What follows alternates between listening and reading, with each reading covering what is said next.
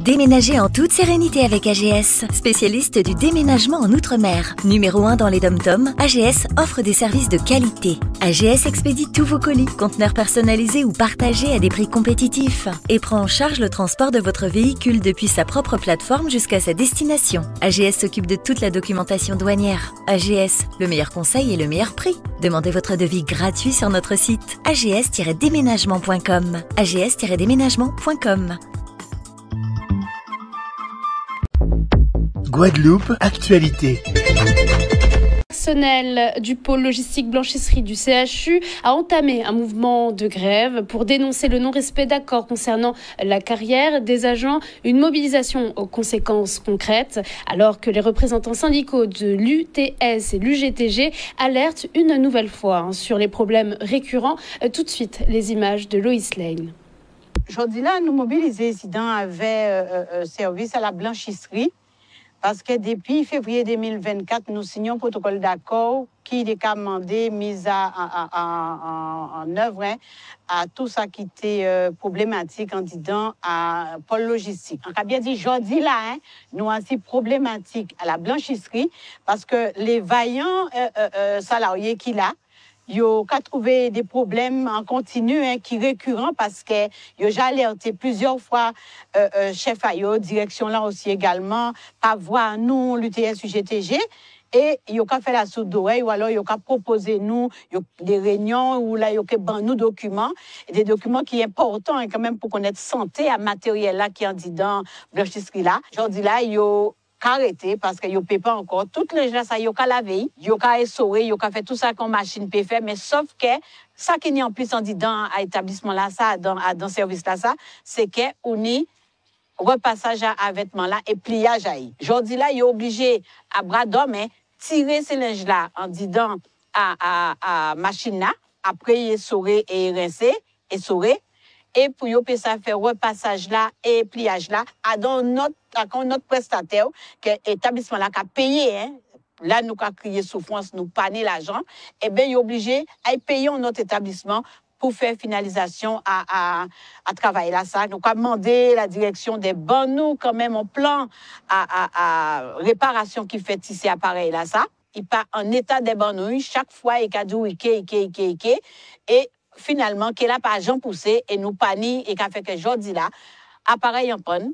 Pourtant il a dit il fait réparation à hauteur de 1,9 million en l'air parce qu'il a versé 2,5 millions 1,9 million de réparation. Ben aujourd'hui là nous c'est camarade là qui a dit il y a pas vrai qui réparation qui fait.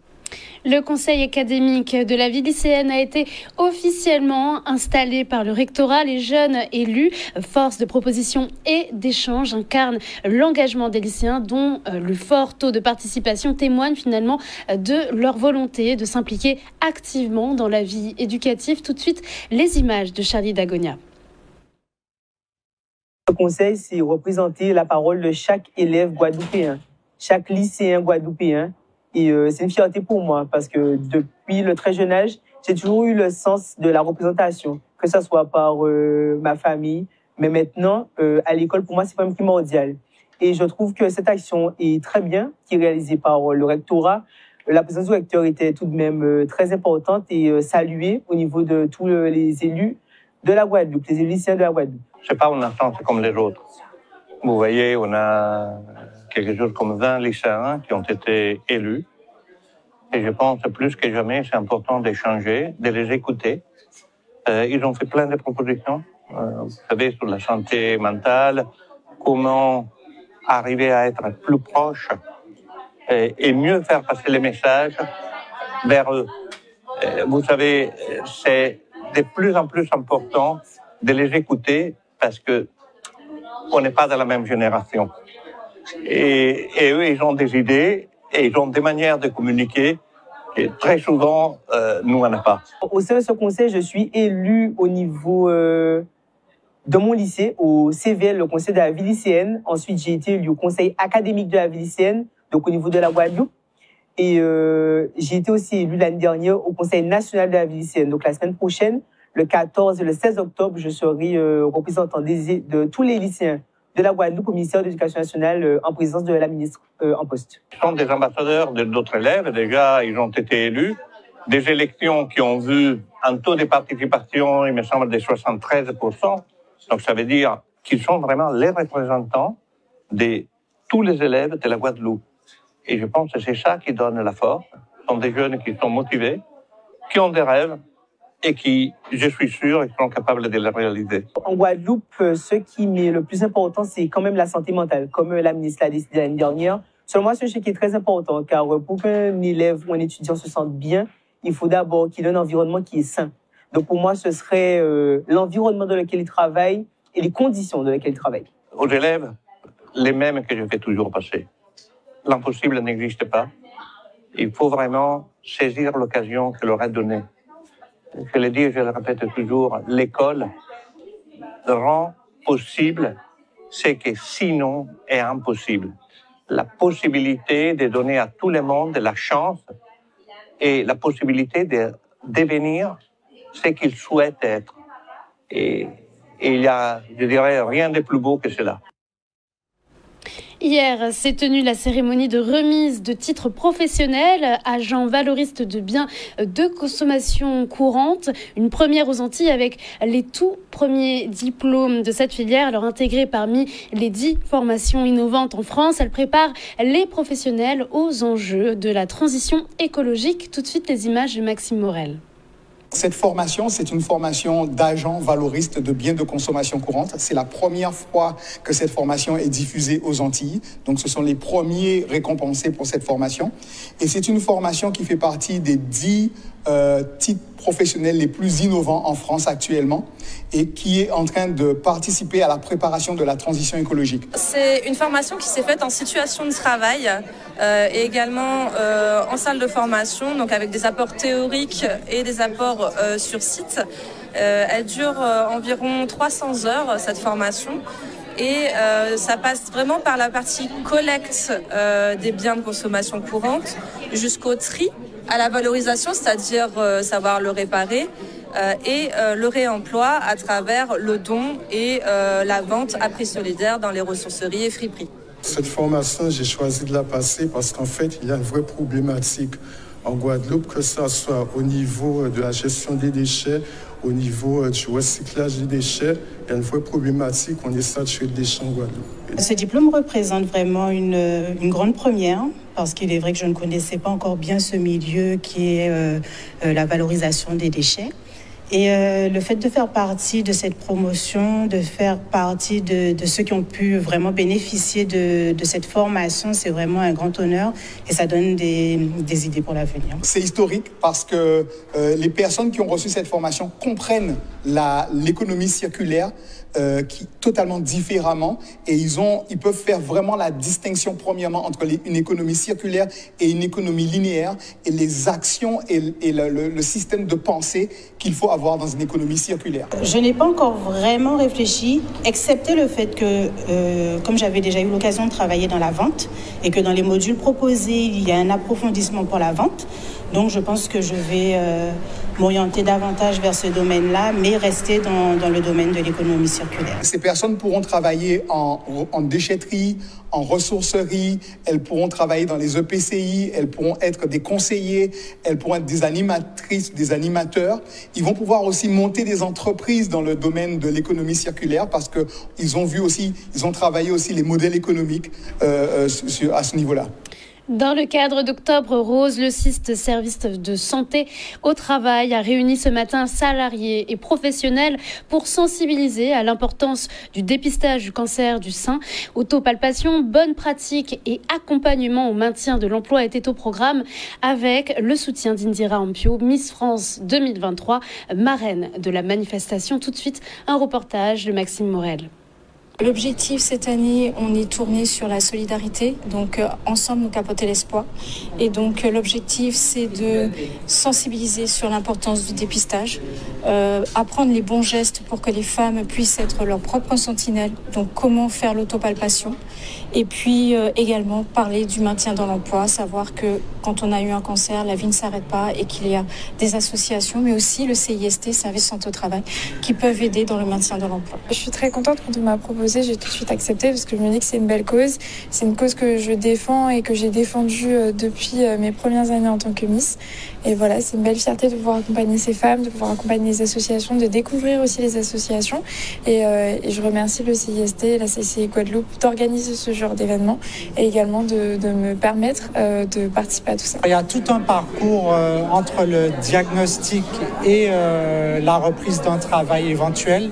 Donc c'est vraiment le rôle de toute une équipe qui va passer par les médecins, les infirmières. Il y a aussi beaucoup d'associations de nos jours qui peuvent orienter et guider les patientes vers une reprise la plus normale que possible de la vie, en fait, d'une vie la plus normale que possible. C'est important d'accompagner les hommes comme les femmes aussi, parce que c'est une épreuve qui est assez compliquée. Je l'ai vécue à travers ma grand-mère. Ça n'a pas été une épreuve, on va dire, facile. C'était très compliqué. J'ai vu petit à petit comment l'énergie partait, la force aussi diminuait. Et je me dis que toutes ces femmes-là aussi vivent la même chose et qu'il faut les accompagner. C'est primordial, c'est crucial même de les accompagner sur tout au long de leur démarche, que ce soit au moment où on annonce la maladie jusqu'à la reprise du plein emploi, le retour dans une vie sociale. J'ai envie de leur dire que la vie est belle. Moi, je suis là aujourd'hui, je suis contente de pouvoir témoigner. La vie est belle et que ça vaut le coup d'être bien vécu. Donc, effectivement, si vous avez la possibilité de vous palper. Si vous voulez pas aller faire les examens, on peut l'entendre parce qu'il y a de la peur, il y a de la crainte, ça je l'entends, mais vous pouvez vous faire palper, soit par vous, par votre compagnon, par votre compagne, par votre médecin. Faites-vous palper parce qu'un cancer détecté à temps, on peut être sauvé assez rapidement. Aviez habitant, Monsieur Villouing, locataire depuis plusieurs années, dit subir des agissements répétés de sa voisine. Entre accusations et climat de tension, il dénonce un harcèlement qui empoisonne son quotidien. Tout de suite, les images de Loïs Lane. J'ai fait appel à vous parce que c'était mon dernier ressort pour des problématiques de voisinage, dont nous ne sommes en aucun cas responsables, puisque c'est une histoire de propriétaires et propriétaires de terrain. Et étant locataire depuis 5 ans, nous avons été pris à partie entre cette problématique de chemin que nous empruntons tous les jours. Et avec une voisine, ça a pris des proportions vraiment délirante. Et donc, nous avons porté plainte. Mais là, l'ampleur est complètement délirante parce que c'est des menaces de mort envers une mineure, donc ma fille, qui prend le matin le bus et qui revient. Et elle a été prise à partie de ce fait qui nous est complètement étranger. Voilà, tout le monde est informé. Ma propriétaire, la mairie, la gendarmerie, par des dépôts de plainte, sachant que nous allons au tribunal bientôt. Mais cette histoire date de plus d'1 an. Et à partir du moment où cette dame a reçu ce procès verbal pour dépôt de plainte, depuis mars, c'est crescendo. Cette dame a été hospitalisée d'office il y a 3 jours. Elle a dû être vue par un médecin. Et bilan des courses, dimanche soir, elle est revenue. Donc si on me dit que cette femme n'est pas folle, cette femme ne menace pas, je ne comprends pas. Mais en fait, là, on va dire qu'elle se décharge de tout ce qu'elle a, en mettant ici ces détritus, c'est une décharge, et voire même j'ai déjà retrouvé sur le chemin cette porte au milieu pour faire barrage ou un pneu. Elle jette tout des détritus, des bouteilles, et a condamné ma boîte aux lettres. Regardez l'état de ma boîte aux lettres. Donc depuis 6 mois, avec la bienveillance du facteur, il me dépose mon courrier en main propre. Comme cette dame vient 2-3 fois par jour au pied de mon immeuble pour me klaxonner, pour m'invectiver, et bien une fois, elle est descendue de sa voiture avec un pot de peinture et tout est expliqué. c'est une croix, donc pour moi, j'imagine qu'elle a voulu signer notre arrêt de mort. L'équipe de Rebelle et la Bête est prête à rencontrer son public à l'Archipel ce soir et demain soir. Alors ce spectacle musical imaginé par Florence Napri et Stargy aborde avec force et sensibilité le thème de la violence faite aux femmes. 3 années de préparation, 2 résidences ont permis en tout cas de donner vie à cette création engagée. Tout de suite les images de Lois Lane. L'équipe de Rebelle et la Bête a bénéficié de 2 résidences, une première en octobre dernier, et là une autre résidence, parce que ce genre de créations qui sont assez pluridisciplinaires, hein, je dirais, il y a du théâtre, il y a enfin une mise en scène, il y a de la danse, il y a de la musique, il y a des musiciens qui jouent la comédie, voilà, qui dansent aussi. Donc il faut travailler tout cela, et donc une création transversale, très intéressante, avec une thématique très profonde, évidemment, hein, la violence faite aux femmes. Donc ça, c'est quelque chose qui nous tient à cœur.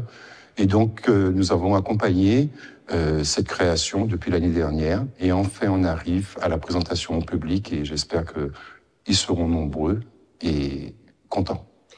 Une comédie musicale, si on peut l'appeler comme ça, un spectacle musical, un moment pluridisciplinaire où des musiciens qui sont pour le coup également des comédiens et des danseurs vont raconter en musique, en images, les relations entre les hommes et les femmes à travers l'histoire de Femi et Yaline, qui s'aiment passionnément. Mais peut-être qu'en dessous, il y a des choses à gratter et à découvrir. Ça fait plus de 3 ans et demi qu'on travaille sur Rebelle et la Bête, le spectacle. Parce que c'est d'abord une histoire à trouver, des articulations, de la cohérence. J'ai décidé de nous mettre plein de défis. Alors le premier, le plus gros, je pense que c'est la danse.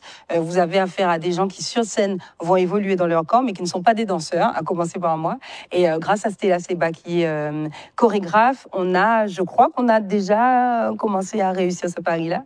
Le travail de mise en scène, un travail d'écriture qui serait la plus fine possible. C'est 3 ans, plus de 3 ans et demi de travail acharné. Ça a commencé avec ma rencontre avec Florence Napri dans le cadre professionnel où, quand j'ai découvert la personne, je ne parle pas de l'artiste, mais de la personne et le niveau d'énergie qu'elle avait, je lui ai dit, tu es sous-exploité. Les gens ne se rendent pas compte de ce que tu peux vraiment produire. Il faut qu'on fasse quelque chose ensemble. Et un matin, elle me dit, bon, on va faire Rebelle et la Bête, le spectacle. Parce qu'elle avait déjà fait le podcast. Et je lui ai dit, wow, passer de Rebelle et la Bête, le podcast, à Rebelle et la Bête, le spectacle, ça va peut-être être un challenge de pouvoir transposer un sujet aussi délicat en spectacle. Et c'est là que je trouve que son écriture a vraiment été fantastique. Elle a réussi à créer une pièce avec beaucoup d'humour, beaucoup de beaux morceaux, beaucoup de belles chansons, et qui, malgré ça, aborde le sujet, cet équilibre entre une pièce que tout le monde peut venir voir à partir de 13 ans, et une pièce qui aborde véritablement le sujet des relations entre les hommes et les femmes et la violence qu'elle peut engendrer. Et voilà, pour moi, c'est un pari réussi. Et son écriture a vraiment fait le travail. Ce soir, nous parlons d'un événement qui allie sport, culture et solidarité, Femmes en canotte, organisé par l'association nautique de Sainte-Anne, la NASA. Alors cet événement s'inscrit dans le cadre d'Octobre Rose, le mois de sensibilisation contre le cancer du sein, et qui met finalement aussi en lumière le canoë féminin et surtout les activités nautiques. Pour en parler ce soir, nous recevons Madame Carole Cotelon, représentante finalement de la NASA. Bonsoir. Bonsoir. Merci d'être avec nous en direct. Merci pour l'invitation.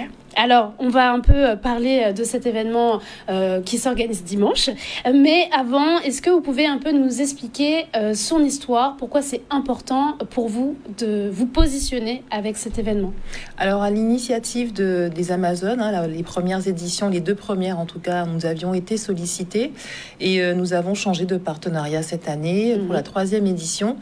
Et bien sûr, c'est une initiative féminine, nous sommes d'accord. Donc, nous avions déjà commencé à entamer la féminisation de la flotte. Donc, il y avait déjà, à l'initiative de l'équipage Tibijou et tous les équipages féminins, ces moments d'initiation. Et finalement, de cause en cause et d'engagement en engagement, il s'est agi pour nous de nous positionner, de dire, tiens, il y a une cause quand même féminine également qui nous tient à cœur. Pourquoi ne pas faire d'une pierre deux coups Et d'une pierre deux coups, nous en avons fait 2, puis 3 cette année, puisqu'on vient avec une innovation. On va passer du volet purement voile traditionnel au féminin, mais attention, accompagné aussi par ces messieurs. Donc nous avons 22 canaux cette année qui nous accompagnent et qui vont permettre justement de goûter à la voile traditionnelle. Et nous allons également avoir le volet artistique, en plus de ce volet, bien sûr, qui est au cœur de la manifestation, prévention et lutte contre le cancer du sein. Effectivement, vous avez mentionné qu'il y aura une performance artistique qui sera aussi réalisée et exposée tout au long, en tout cas, du mois. Est-ce que vous pouvez nous parler un petit peu de cette initiative, le message, pourquoi avoir utilisé ce média, mais surtout parler aussi de la marraine? Alors, la marraine, on fait plus de suspense, Anaïs Verspan, donc qui est du territoire, également de Sainte-Anne, comme nous, et qui s'est proposée donc de venir égayer cette belle manifestation déjà haute en couleur, puisque bien sûr, c'est une jolie vague rose qui va envahir la plage du bourg, donc à partir de 8h dès dimanche matin. Donc bien sûr, nous serons à pied d'œuvre bien avant, et on attend donc un public nombreux, une météo très favorable, et bien sûr, beaucoup de bonne humeur, de la joie, de la convivialité, même si le sujet, ne l'oublions pas, reste très sérieux et nous tient vraiment à cœur.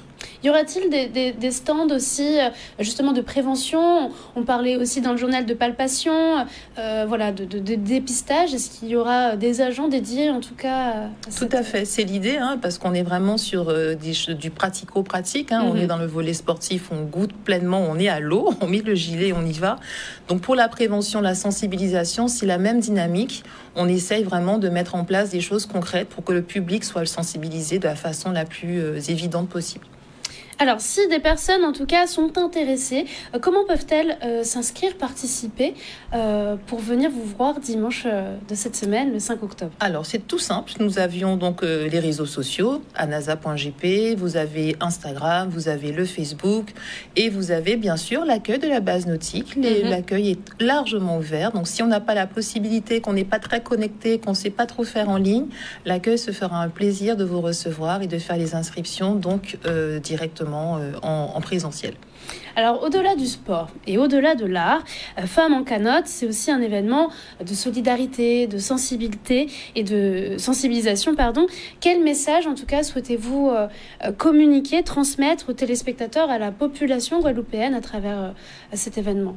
Alors, l'idée pour nous est quand même de entre guillemets, dédramatiser cette maladie qui est le cancer du sein, mais également de montrer qu'à travers la voile traditionnelle, donc toutes ces valeurs qu'elle véhicule, la solidarité, la convivialité, ne l'oublions pas, on peut allier tout cela et puis finalement trouver la force d'avancer, parce que finalement c'est ensemble qu'on avance. Quand on est face à la maladie, pour avoir eu des échanges récemment avec pas mal de personnes par rapport justement aux différentes interventions et à l'engagement de la NASA, on se rend compte qu'effectivement, souvent on se retrouve seul, ou alors la maladie est mal vécue, ou on n'en parle pas. Donc c'est vraiment l'occasion pour nous de faire preuve de solidarité en disant oui, c'est une maladie, oui, la cause est, le combat est difficile, mais ensemble, on peut aller plus loin. C'est très beau. En tout cas, c'est le message qu'on retiendra pour ce journal. Merci beaucoup, en tout cas, d'avoir répondu à mes questions. Merci à vous. Je le rappelle, donc, Femmes en canotte se tiendra ce dimanche 5 octobre à la plage du Bourg à Sainte-Anne, avec des activités, des animations assez variées et aussi une performance artistique exclusive d'Anaïs Verspan, marraine de l'édition 2025, une initiative qui combine sport, culture et sensibilisation à la lutte contre le cancer du sein. Au News Radio à site outremernews.fr. On radio avait Info Guadeloupe, Martinique, Guyane, Réunion, Mayotte et surtout musique pour tout le monde. Attention,